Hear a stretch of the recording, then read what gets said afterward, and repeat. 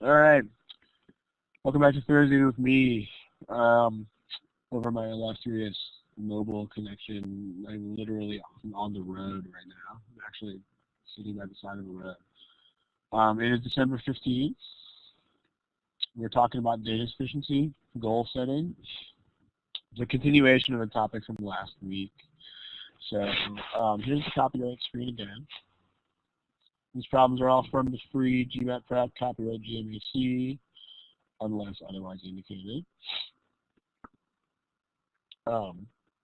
Let's have a quick review of what this means. I think these names, I think about half these names were here last time, but goal setting and data efficiency, like what exactly do we mean by that? So let's go to a blank screen and just make sure that we are on the same page there. So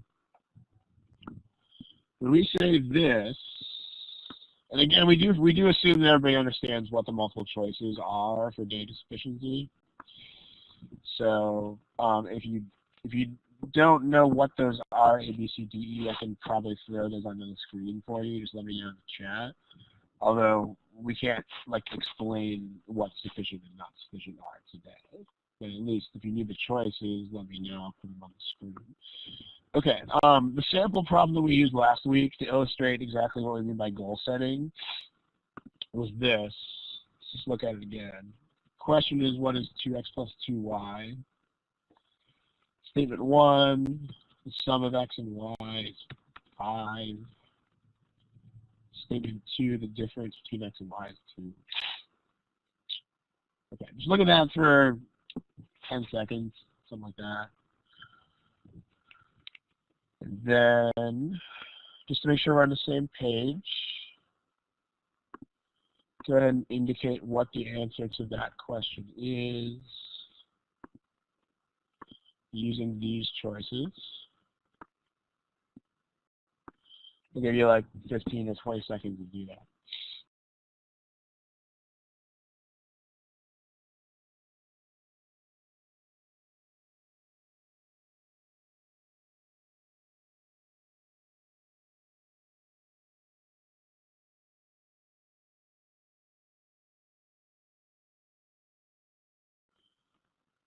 Okay, still about 5 or 6 people that don't have an answer indicated to this.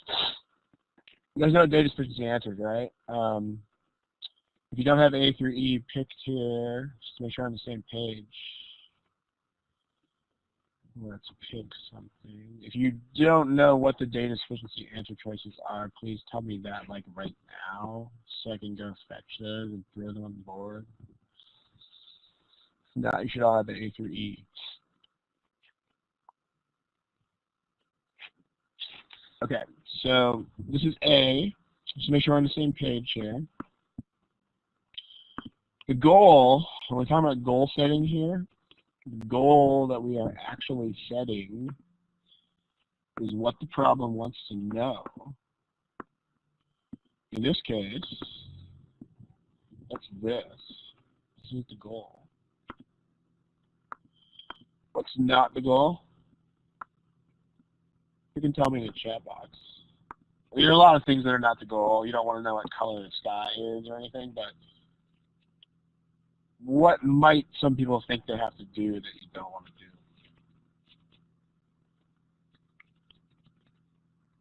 There you go, right? You want to find 2x plus 2y as a single value for that entire expression.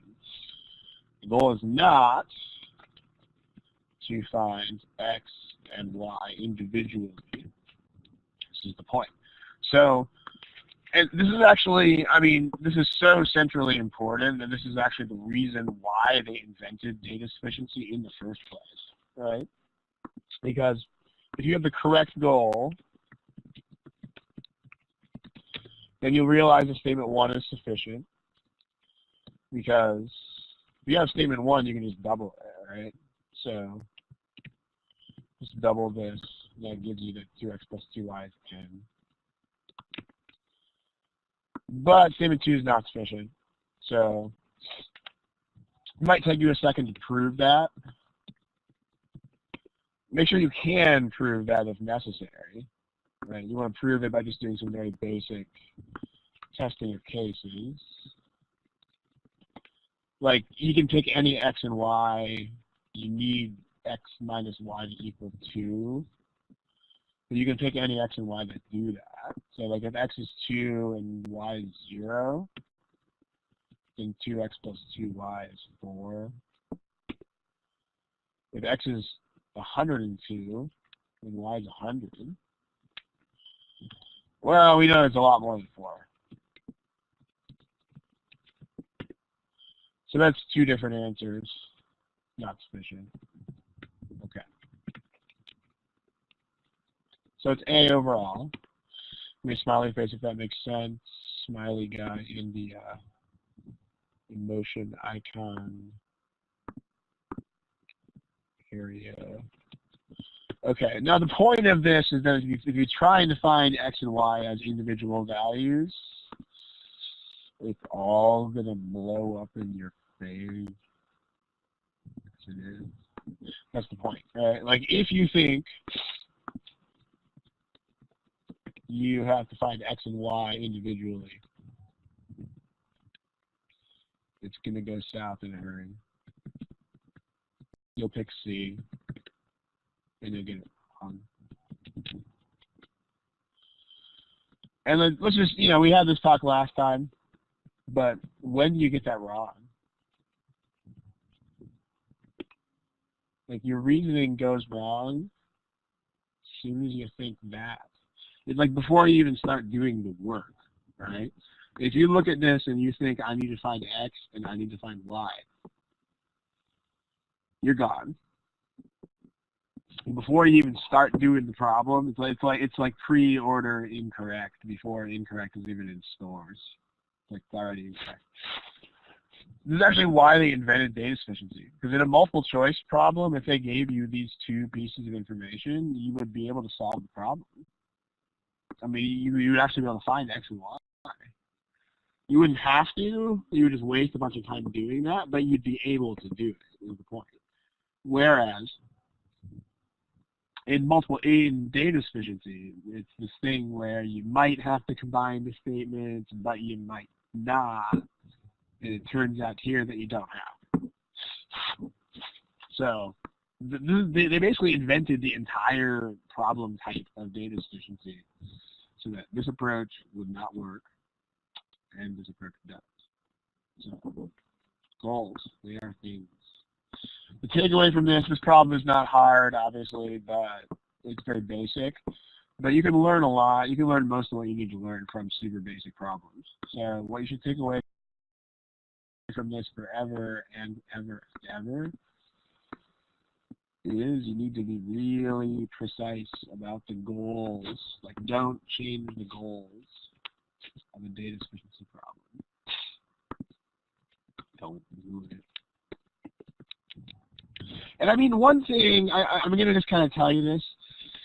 One thing that might tempt you to do that is if you overdo this whole notion of rephrasing. Like, the materials do talk about rephrasing when it comes to data sufficiency. You should only rephrase things if you are absolutely sure that they are equivalent to the original. Like, if the question says, what is 2x? And you're like, I just need to find x. That's a rephrase. You can do that. It's like knowing what x is and knowing what 2x is, and they're basically the same.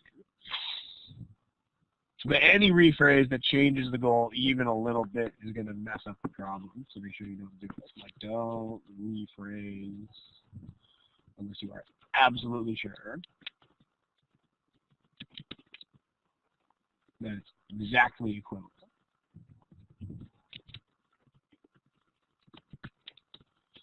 So, if there's any doubt, don't do it. Okay, let's do a problem. Any questions before we dig into one here? Let's do it. Let's do a problem. Grab one for you. How about that one right there? That's where your multiple choice questions are found. Don't forget the goal of the problem. That That's the goal of the problem. Nothing else is the goal of the problem.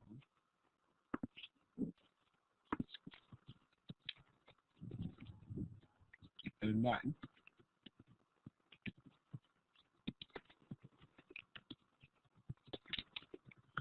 Give it a shot. Give me a couple minutes to do it.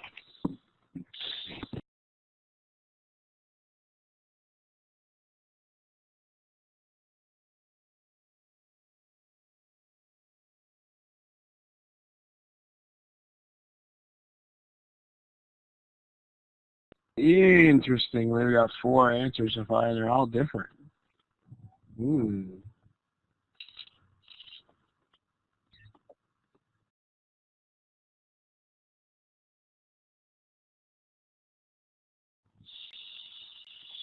Okay, let me show you where we're at right now.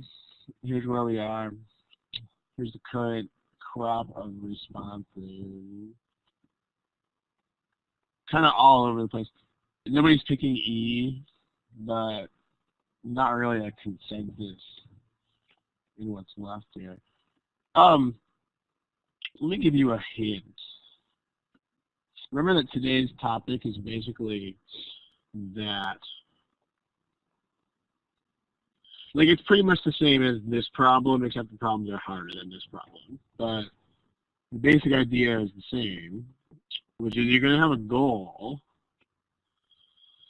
If you get too ambitious with finding stuff, you're going to think you have to combine the statements when you actually don't. Are there any choices that you guys suspect are just not going to be the right choice to these problems? Or like, what choice should you be a little bit? There we go. Does anybody know where I'm going with that?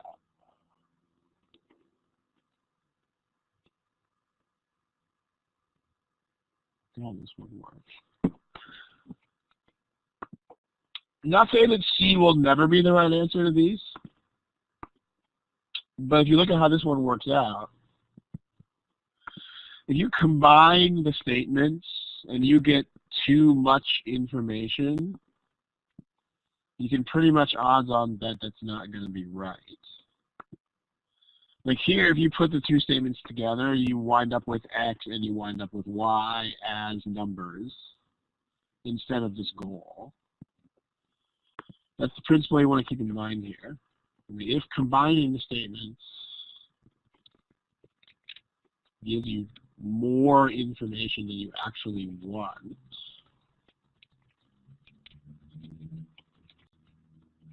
don't pick C. Don't do that. Give me a smiley face if that makes sense. This is the single biggest giveaway that you're dealing with this kind of problem. Like if you put the statements together and you get exactly the goal that you want and like nothing more than that, then you pick C. But if you wind up with anything that's more specific, don't do it, guys. They're trying to get you. So like, let's talk about this problem. We want to know how many of the terms are more than 10. What should you not try to find?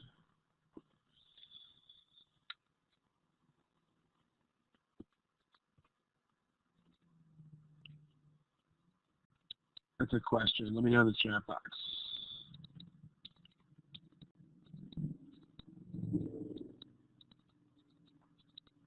Like, what should you definitely not end up with in this problem? Kind of like in this problem, you shouldn't end up with individual numbers for X and Y.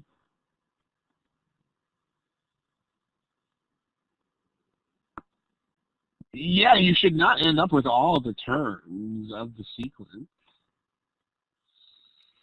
That's bad news bears if you do, right? By the way, what are the term numbers of this sequence? Like the terms in the sequence are numbered what through what.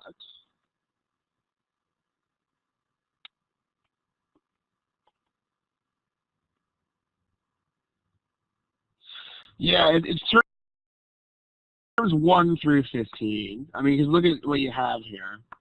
Like it says n is from 2 to 15, but that means you have to have all the terms that work for all of those n's, right? So the smallest n is 2 minus 1, right? Like if you write that statement out for the first few n's, let me splice that a little bit. Remember that the sequence subscript n just means the nth term of the sequence, right? So like if n is 2, that gives you a sub 2 equals a sub 1 plus constant. If n is 3, that gives you a sub 3 is a sub 2 plus constant. Etc. Same sort of pattern all the way until you get to n is 15. In which case the statement is a sub 15 is a sub 14 plus a constant. So you got to have all these terms. I mean, you have to have all the terms from A1 all the way through A15. Smiley face, if that makes sense. Also, about the GMAT in general, I only see smiley faces, if that makes sense. You got to have terms 1 through 15. Also, the GMAT in general will always start sequences with term number 1. They have never, ever not done this, and there's no reason to suspect that they ever will. Because remember, this is a test where there are no trick questions and there's no deception. If they started a sequence with term number 2, that would definitely be a weirdo trick question. They're not going to do that. So if you do get a sequence question, I promise you the GMAT will always start sequences with term number 1.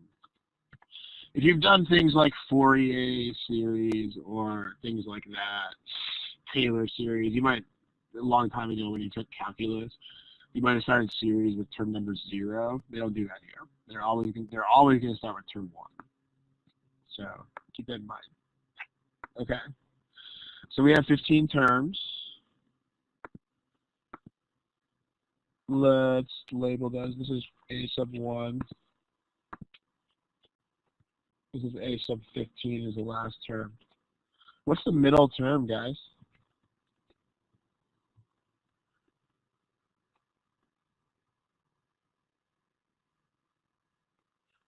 It's halfway between 1 and 15. Number halfway between 1 and 15 is 8. That's the exact middle of the sequence. So that's the middle term. If you didn't, I mean, you didn't calculate an average, you can also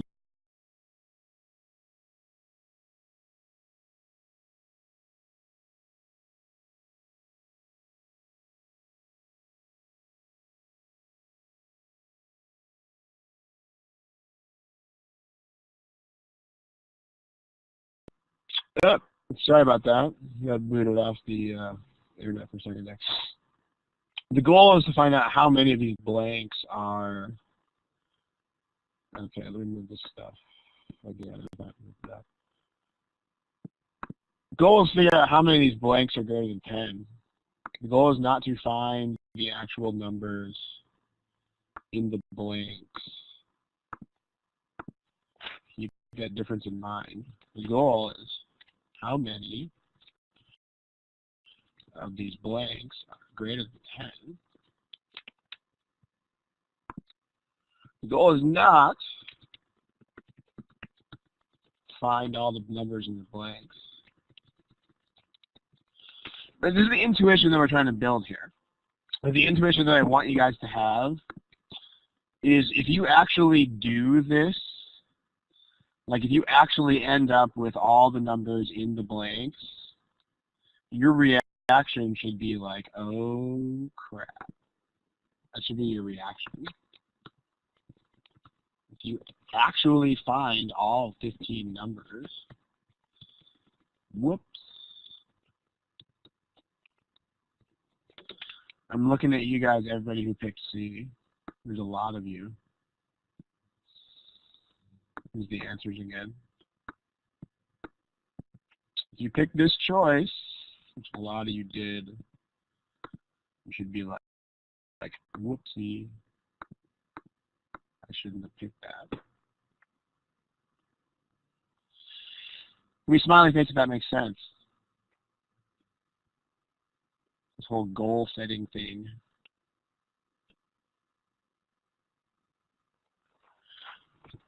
I mean, if it also helps, you can think about this from the point of view of the person writing the test.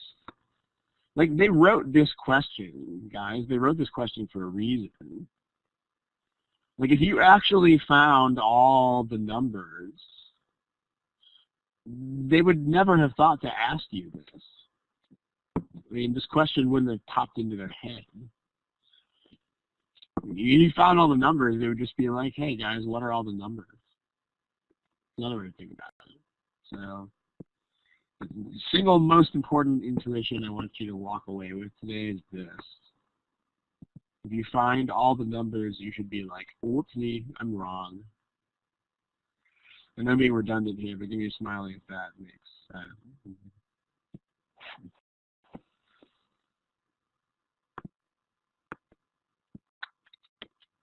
See if we get more than 3 or 4 smileys this time. Okay, I see 5 or 6 of them smiling. Okay. Well, if it's statement 1, I mean, remember, if you get 2 different answers to this, that's not sufficient. I mean, one way that you can do this is to let that be 24. What's one way that you could make the sequence for statement 1?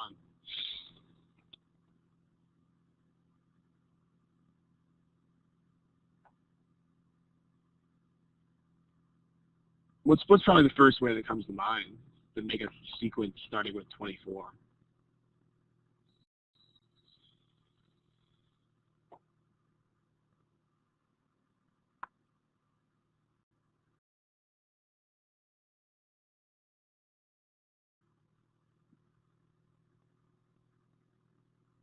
Yeah, you probably, the first thing that comes to mind is probably something like 24, 25, 26. Just counting up by 1, right? Okay. I mean, right. Like in this sequence, everybody's going to be greater than 10 because everything is more than 24. So like in here, in this sequence, all 15 terms are greater than 10. Now what the goal is, when you come up with specific cases, the goal is always to try to make 2 different things happen. As Ravi points out, you know that k can be negative. If you don't think of that right away, you can also look at statement 2, because remember, the statements have to work together. So when you see a 8th term less than 1st term, even if you didn't think of negative increments right away, you should realize, oh, hey, I can have a negative increment. So, sure, right? Okay. So you could make this gigantically negative. You could subtract 100 every time. So like minus 76, minus 176, etc. Here, only 1 term is greater than 10.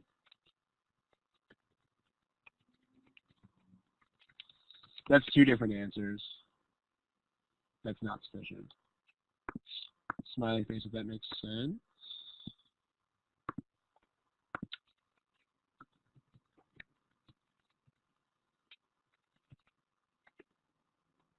Any questions about that, please feel free to type them. Remember, smiley faces means the icons that are underneath your name. Just make sure we're all consistent here. Now I got statement 2.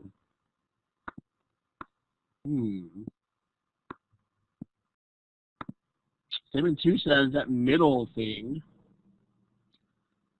is a 10. Well, that's interesting. Let's divide this. Okay, now we're doing statement 2. There's a 10 right there. I mean, one way you can make this sequence go is, like we did the first time, you just add 1 every time. So 11, 12, etc. over here. And then this would be 9, 8, 7, 6, 5, 4, 3, the typo. Okay. So here you've got 8 terms that are more than 10. 7 terms that are more than 10. Just these ones.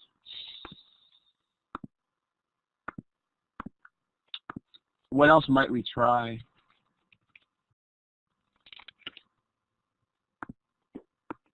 That's a positive increment.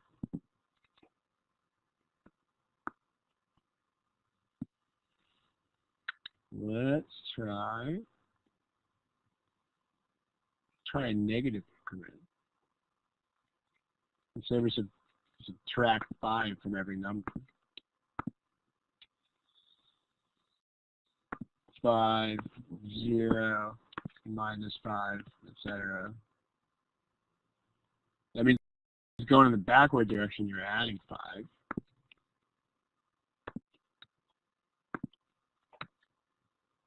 Oh, look at that.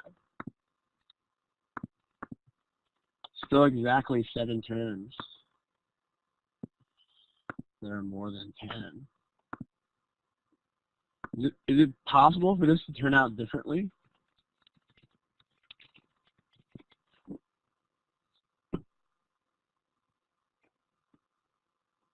So you can see here, if you're counting down, this is going to happen every time. If you're counting up, this is going to happen every time. Can you have a series that's like 10, 10, 10, 10, 10, 10, 10, 10, 10? Is that a thing? Can you do that?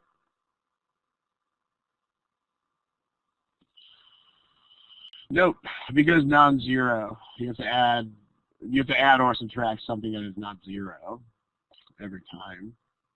So that means that every single time it's going to do one of these 2 things. If you need to try more cases to really be confident about this, then try extra cases if you have to. But every single time it's going to do one of these 2 things. Look at that, it's sufficient. It's always going to be exactly 7 terms greater than 10.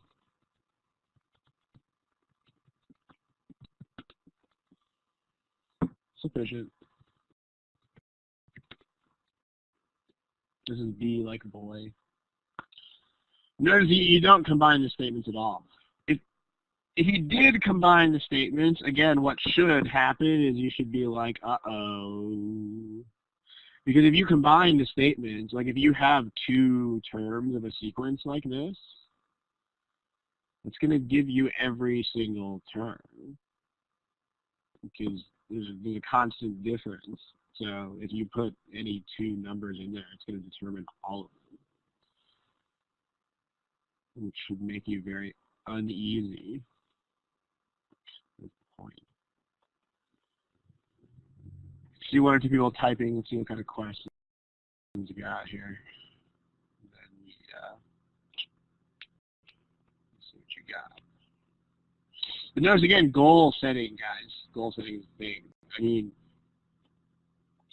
as soon as you see this problem, you should count on. It's really just a matter. What you don't want to do with this is start trying to like memorize some incredibly specific rule for this. I mean, you probably could make some sort of rule where it's like if I have an odd number of terms and I'm given the median, then I know like exactly how many are more or less than the median. That's not going to be useful to you because there's no way that you would ever get a chance to apply that again. So when you do this, because like some people have a tendency to do that, try to make rules on every single problem. If you have that tendency, what you should do is take what you get and just flip through a few hundred other problems and see if you can ever apply that again. And if you can't, then just trash it. It's not necessary. So like, it's not tricky. There's nothing tricky about this question, and there won't ever be anything tricky. And the question is stated in a way that's perfectly straightforward, and this is the goal. There's no tricks. If you have this goal in mind and you just test a couple of cases, you'll get the problem right. It's important that you not think of it as a tricky question, because it's not. Like, there's nothing deceiving about it, and there's nothing misleading about it at all. I mean, if you just test a couple of straightforward cases, you'll realize that that goal is always exactly the same. Not tricky unless you're tricking yourself. That's the beauty of it. The smiley face if this all makes sense. Move on to that problem.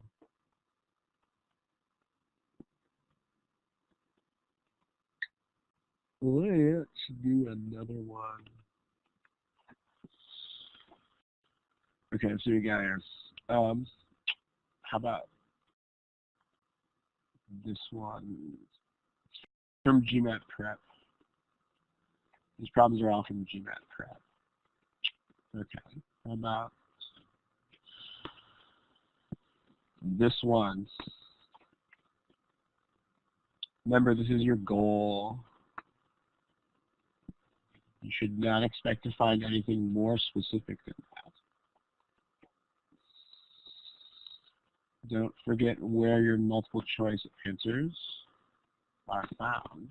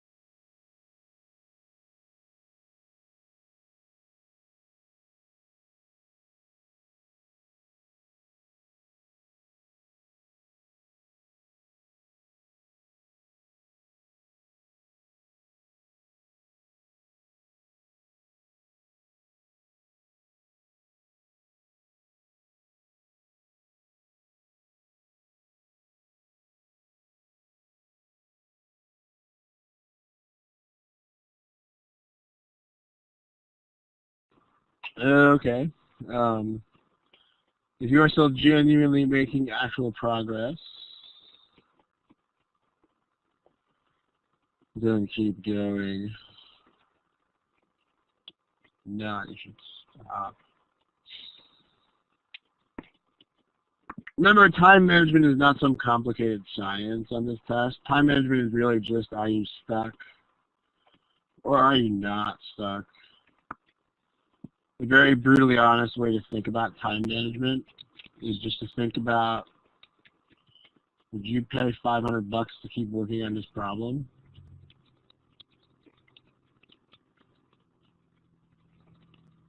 And I'd say, if you get it right, I'll give you back $505.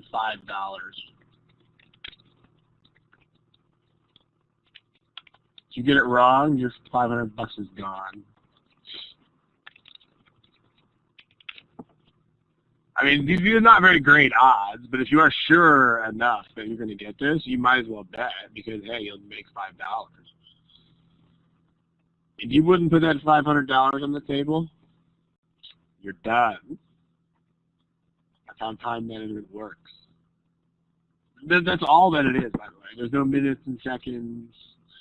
There's no gauging the length of the problem. There's no, like, you don't have to do any of that. I mean, time management is just this. It's just identifying when you are honestly stuck. And quitting. So, Ian, Nikki, Sri, if you wouldn't pay me $500 to keep working on this problem, you should pick an answer.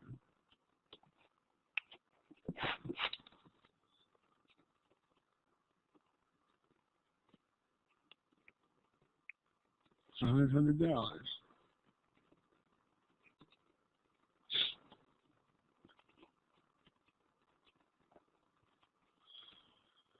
Okay, let's take a look. Remember, you got to answer every question on this test. So, I mean, we can't really wait any longer. But you don't do this. Don't sit here and look at the problem and stare at the screen. I mean, you got to pick an answer to it. Okay, this is a word problem.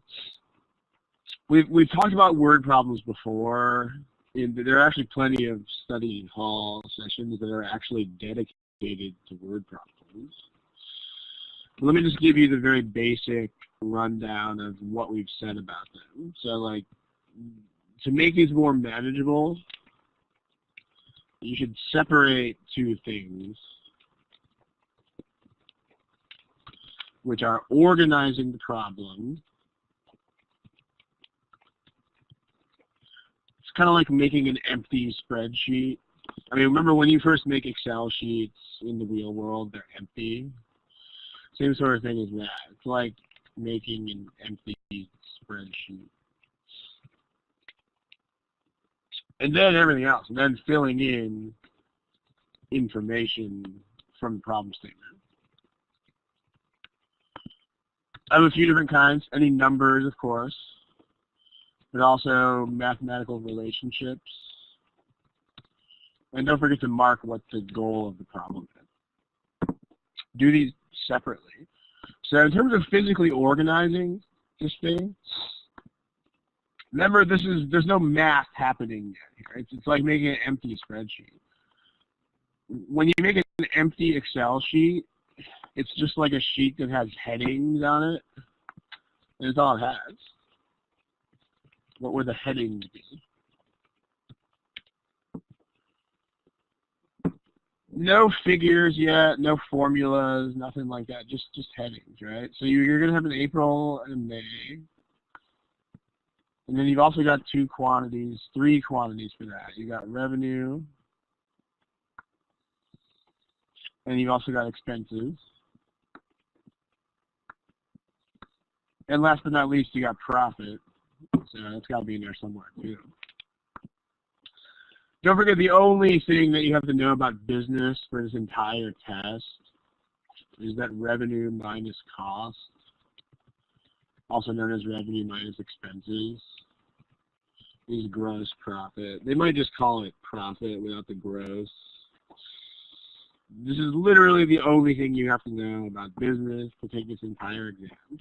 So there's your empty spreadsheet. Those can be 3 columns. And then you can make rows for April and May. Whenever you get the same quantities in more than one time frame, it's good practice, right? Time frames as rows and things as columns. Okay. We did it. We physically organized the problem. Notice how manageable that is. Like, because we're not trying to, like, solve the problem at the same time. We're not trying to put all this math in there. This is not hard to do at all. It's only hard when you try to make the sheet and fill it in at the same time. You don't want to do that. You want to separate them. So now to get stuff out of the paragraph. 6% less. Let's just write that there. May was 6% less. So this is like down 6%. I mean, I'm just going to write that on there with words.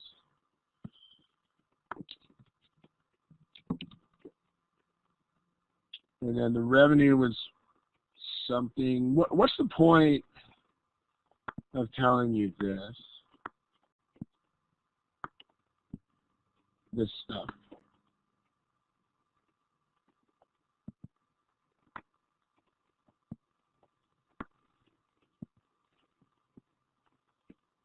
For each month, the revenue is greater than the expenses.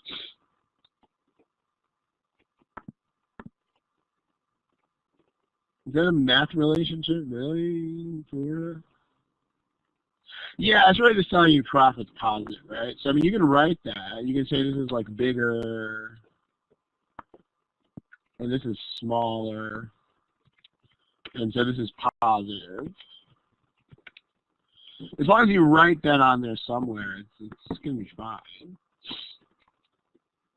And then, was the store's profit less for May than it was for April? So the goal of the problem is this column. You're just looking to compare the two boxes in that column. So the goal is the bottom box less than the top box.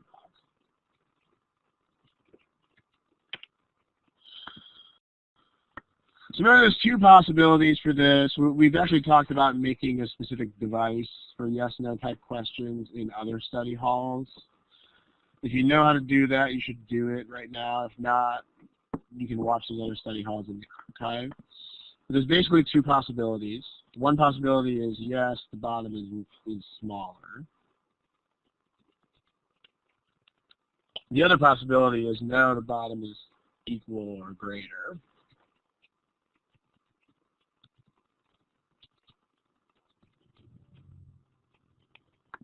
So let's put those both in symbols.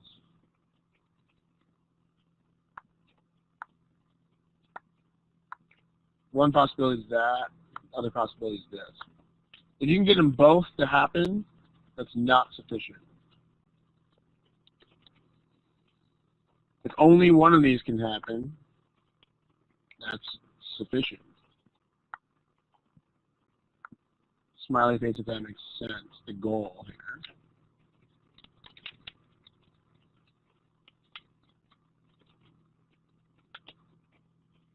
So, not sufficient is what that should say. Okay. Don't forget that when you do these yes/no questions, ultimately it's kind of like I'm trying to make them both happen. So you're trying for not sufficient almost.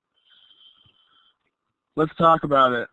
How long should statement 1 have taken, you guys? Statement 1.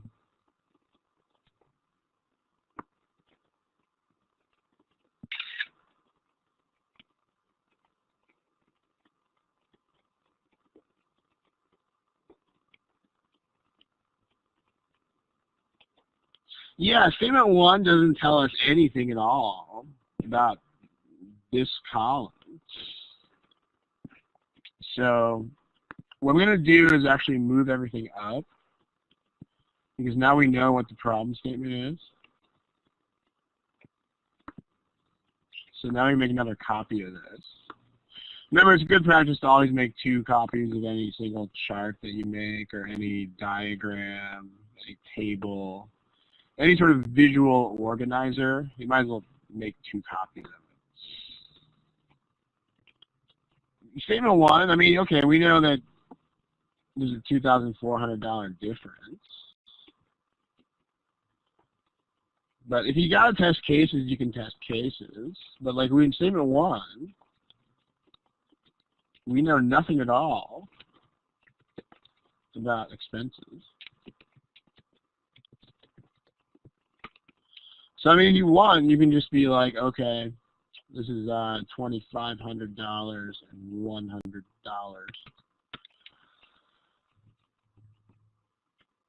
And then you make these numbers up. Okay, let's say our expenses are 0 for both months. In that case, it's 2,500 in profit and 100 in profit. The bottom's greater than the top. once we get that to happen, the goal is to try to make the bottom bigger. That's pretty easy to do. We can just make the top profit really small. So we can keep these numbers the way they are. And then we can just be like $24.99, still zero. So now there's a $1 profit, still $100 profit down here. So that's not sufficient. You should do this due diligence, because I mean, just because you don't know one piece of information doesn't guarantee you that it's not sufficient. Because like sometimes one piece is all you need. Like if I tell you that, if I tell you I have an integer times an even integer, for example, you know that's even. You don't even care what the other integer is. So you don't necessarily have to know everything, but just make sure that you can work this out and prove that it's not sufficient. So I'm going to smiley face if this workup makes sense for statement 1. Statement 1 is not sufficient. What about statement 2?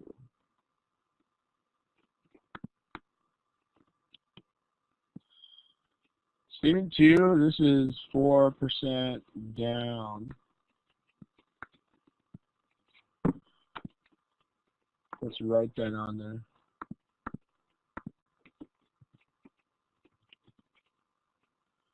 Okay.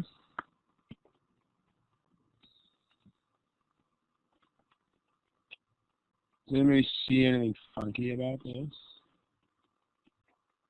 If not, you can let's throw some expressions at this.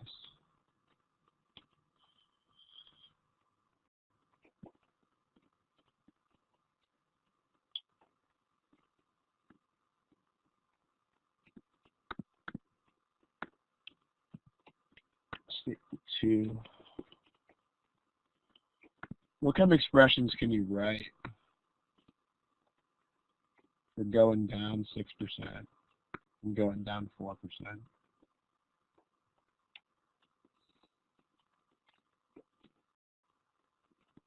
Yeah, if you take 6% off of something,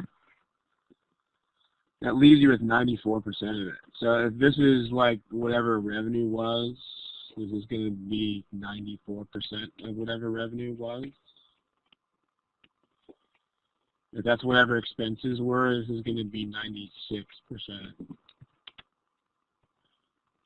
of whatever that was. And the profit, well, those are the profit expressions.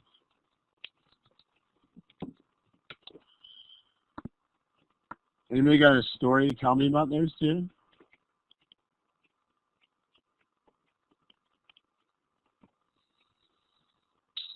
Can anybody tell me something about these?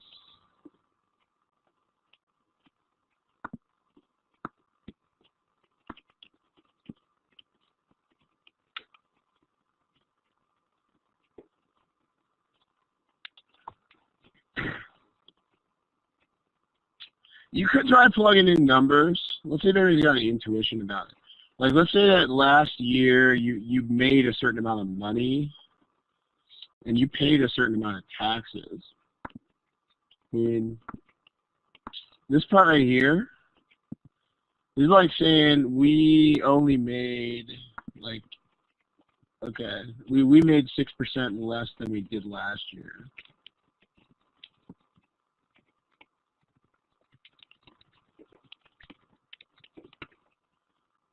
But our taxes were 4% less.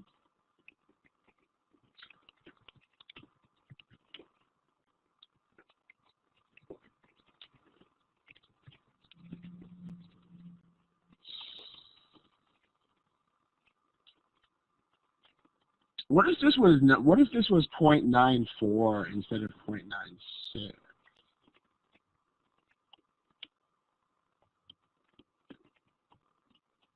Consider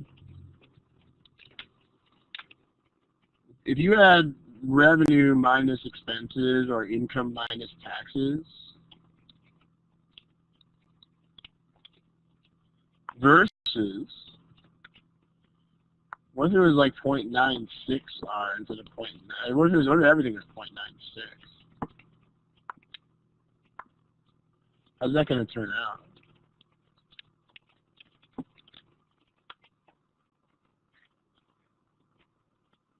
Is this going to, are these two going to equal each other?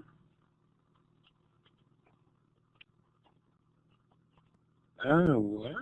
Good guys. I mean, if you don't have the intuition for 96%, think about 50%.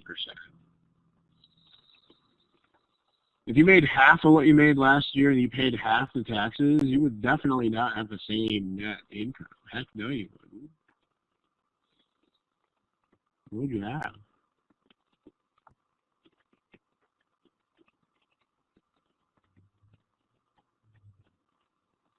About 100,000 in income minus 20,000 in taxes. Let's take 50% of each of those. That'd be 50,000 in income minus 10,000 in taxes. It's definitely not the same. I mean, like 80,000 net. You have a net of 80,000 here. So I mean, there's no way that's going to be the same starting out at 50. But it's just everything is half of everything in this case. Like if you have half the income and you also pay half the taxes, you're also going to have half the net. Like everything is half of everything in this case. Smiley face, that makes sense. But you're just scaling everything up or down by some percentage if we do this, right? Like so if you have half the profit minus half the expenses, half the revenue minus half the expenses, that's just going to be half the profit. It's going to be the same proportion of everybody. So, same sort of thing here. If you have these two things, this top thing is going to be some amount of profit. This is going to be exactly 96% of that profit. Smiley face if that makes sense. This could be a decent flashcard as long as you make other flashcards that do different things. I mean, if anybody was saying this would be the same, what you're probably mistakenly thinking about is ratios. I mean, the ratio of R to E is the same as the ratio of 0.96 R to 0.96 E. But those are ratios. I mean, ratios are not like amounts of profit. Like if you divided those, what you're doing is you're like finding your taxes as a percentage of your income.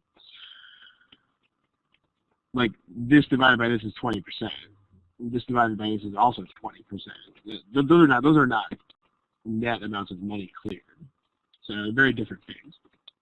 I mean, if you make a flashcard for this sort of thing, you have to also make flashcards for other things. Otherwise, it won't have value because you'll just like memorize it. But if you make a bunch of flashcards that do different things, that'll help you build intuition. So if you look at this, R minus E is greater than 0.96 R minus 0.96 E, which in turn is greater than that other thing. Like here's the thing greater than something. That's greater than that. Like this is less than this because it's just 96% of it. And then this is less than that because you made less money. It's like less revenue, same taxes. So this is even lower. That means that the top thing is bigger than the bottom thing. This is bigger than this is bigger than that. Therefore, this is bigger than that. That means that this is possible. This is not possible.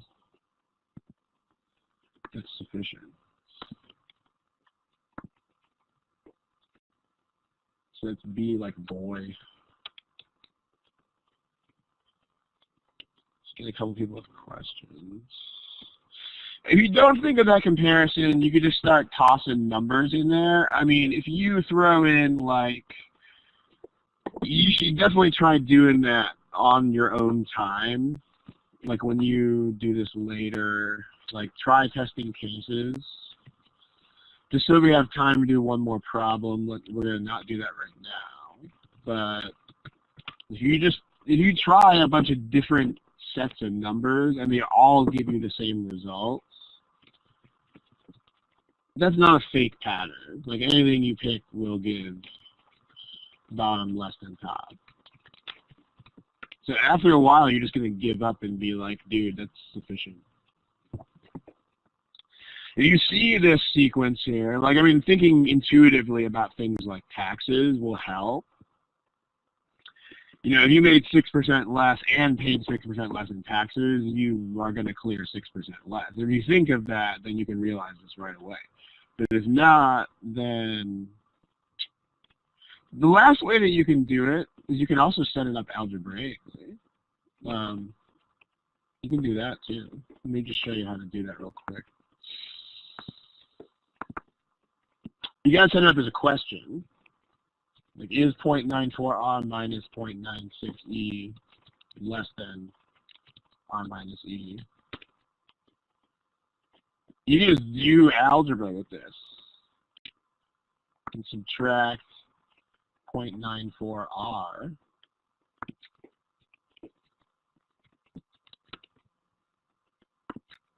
Don't forget to keep the question word. You can also add E to both sides. That'll cancel here. And they'll give you positive 0.04 E over there.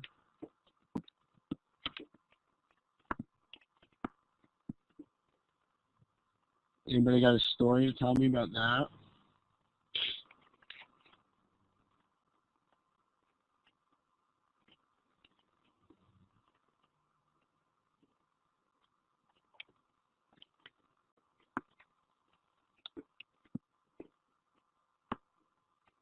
How about that? Don't forget, you will have to use everything they tell you in the problem. That's the last thing about this. Like, one thing that is super consistent about these problems is they will never leave significant information on the table. If they bother to specify something like this is always bigger than this, like, guys, you're going to have to use that. So if you don't use that, it means your answer is incorrect. So if you think about it, I mean, R is bigger than E. So this is 4% of a smaller thing, smaller percentage of a smaller quantity.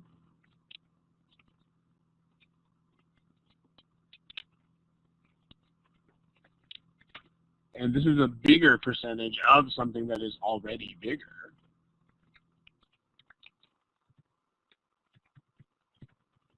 So that's definitely going to be true. So you can also do that algebraically and realize. That's another way of realizing that's always going to happen. So you got at least 3 ways you can do it. You can compare it intuitively for something like this. You can set it up algebraically. Or you can also just throw cases at it. You need to be able to do all 3 of this. Also, when you review the problem, don't forget that you should spend the most review time and the most effort on whatever methods you like least. So if you're like, this is easy for me, this is the method you should spend the least time reviewing. You should spend most of your time, if not all of your time, reviewing the other method, because that's how you get better at this. Like, practicing things that you're already good at, not going to help. Just keep that in mind. But you're only going to get better if you practice things that need practice. Keep that in mind. Okay, let's do one more. Let's do this one. There you go. Don't forget where your multiple answer choices are located. This is the last problem of the calendar year.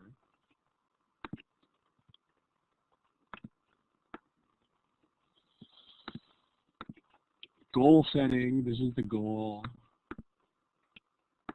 What's not the goal, guys?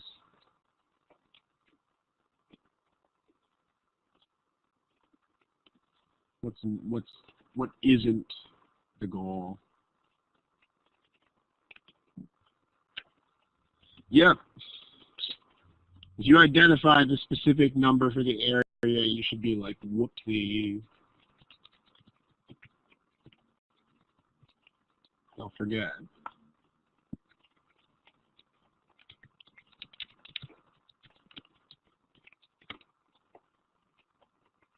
Go for it.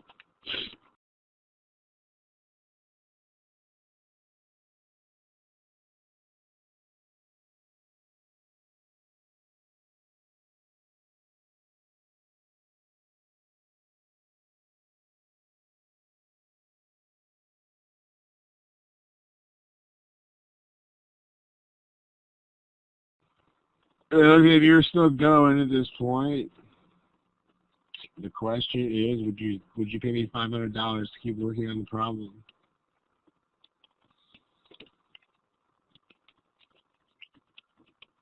$100.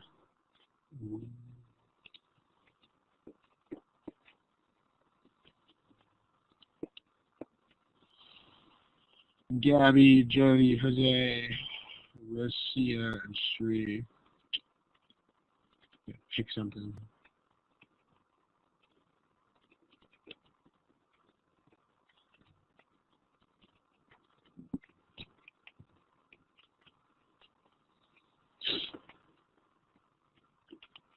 Okay, Jody and Jose, you gotta pick something if you're here. We gotta start discussing this thing, but I got a message for everybody who picked this choice right here. That message would be this. This is not a joke. If you pick C here, that's saying like I have all three corners of a triangle. Like if you pick choice C, you're like, this is 0, 0, this is 6, 8, and this is 13, 0. That means you have every single corner of the triangle. Like, whoops. I mean, because remember, they have to be writing these questions for a reason.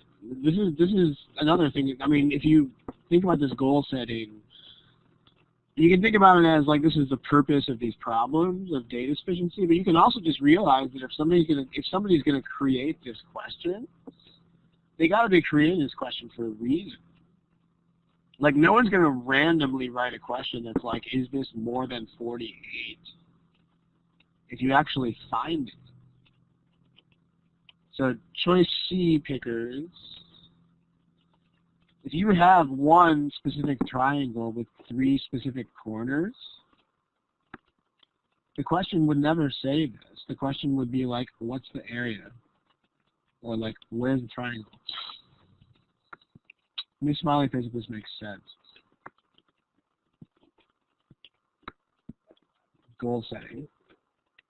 That's super important because if you think you're going to find a triangle, that means you have already lost this game before you even start playing. So like when you see this,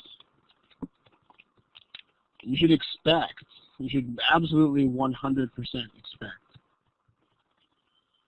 to find whether the area is greater than 48. You should expect not to find the actual area or the actual triangle. Like you have to realize that you are not going to find a triangle. Like this needs to be a 100% expectation. Because if you found a triangle, they wouldn't have asked it. On top of that, remember what we said about information and not leaving it on the table. Like they also told you this. If you don't use this, your answer is incorrect. Like, remember that there will never be superfluous information anywhere except the IR section. So the quant problems don't do that.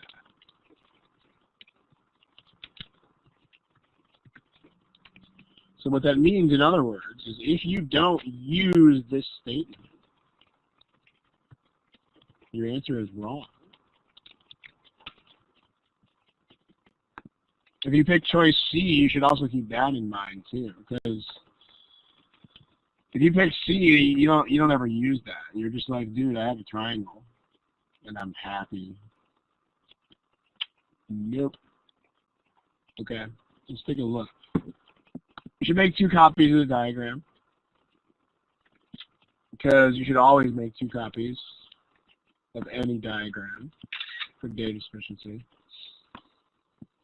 There's second copy. Statement 1 and statement 2. Okay, let's take a look. Also, don't forget, if you're still not super clear on yes, no, data sufficiency questions, we actually have a couple of study hall workshops just on that. So make sure you know what your goal is. There's 2 possibilities here, which are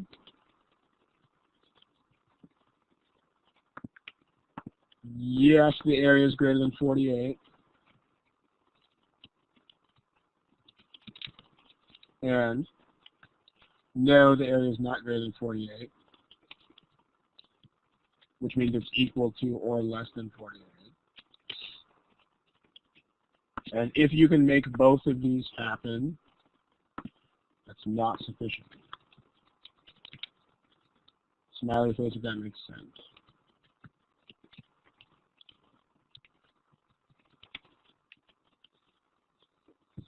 Okay, this is the goal, right? You got to know what you're doing from the beginning. You see smileys, a couple more. I only got 4. You give me smileys back.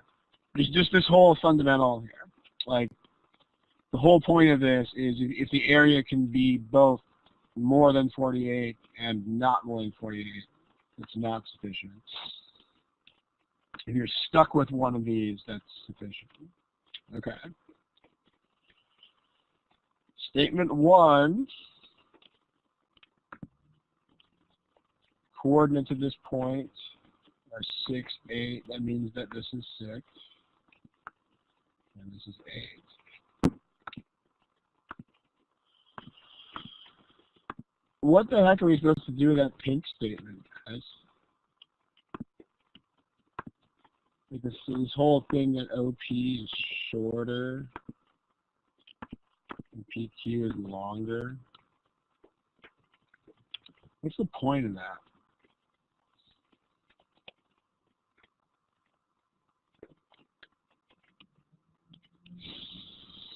Yeah, right? Because if you theoretically had the same, you had a totally symmetrical triangle.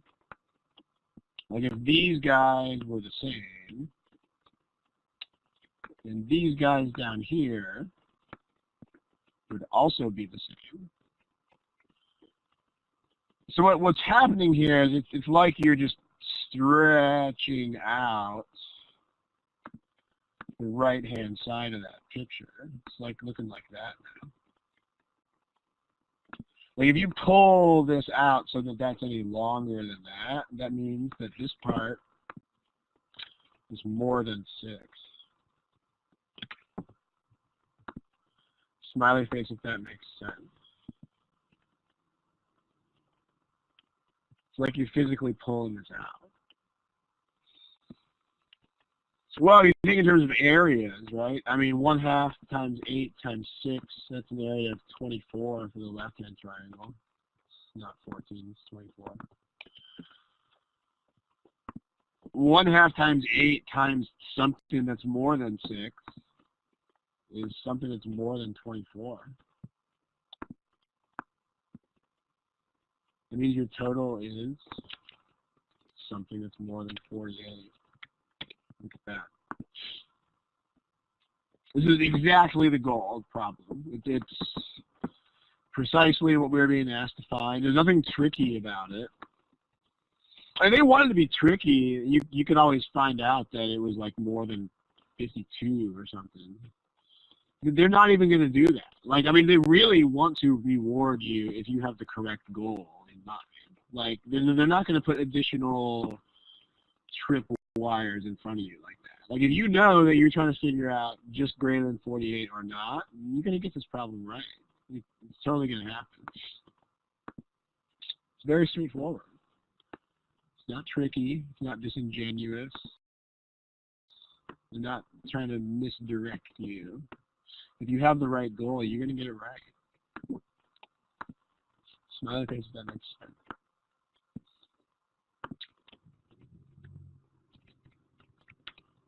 Just keep in mind, if you got the wrong goal, you're going to get this thing wrong before you start the work.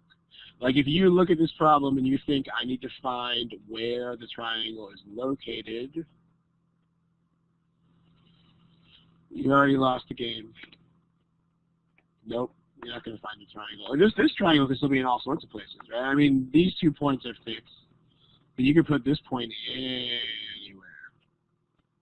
That's not the point. The point is that you figure out it's more than 48.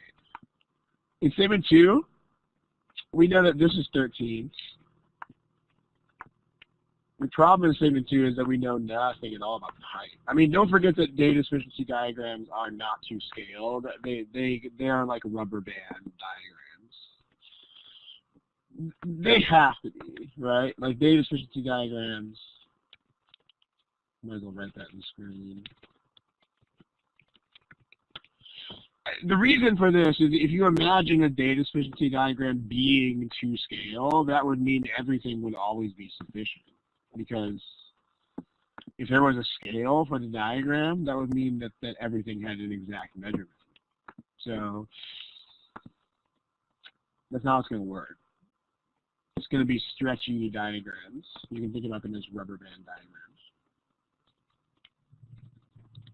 You can stretch them, you can collapse them, you can distort them. You can't change straight lines into not straight lines, or vice versa. You can distort lengths, etc. So, like this height could be absolutely anything in the whole world. So, like, if this height is 0.0000001, you don't need to calculate that. You can see pretty easily that the area is going to be less than 48. And I mean, if the height is like 100,000, then the area is going to be a lot more than 48. So this is not sufficient. Use smiley if that makes sense.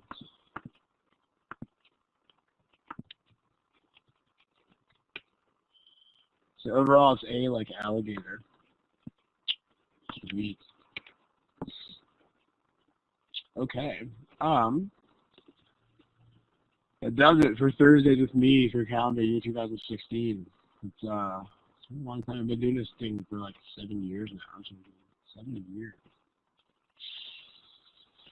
We're going to have the next one in January at some as yet undetermined point. It's probably going to be either January 5th or 12th. Don't know exactly for sure yet. It'll be posted on the website once we know. We'll give you at least a couple weeks notice. We should have those dates finalized basically by next week. Like before Christmas, you should know when the next installment is.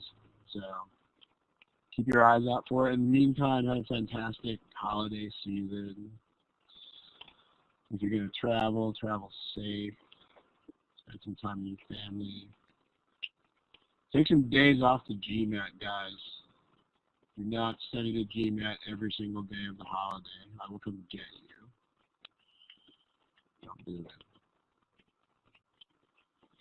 All right. Thank you. A little bit over time. Gonna kill the microphone.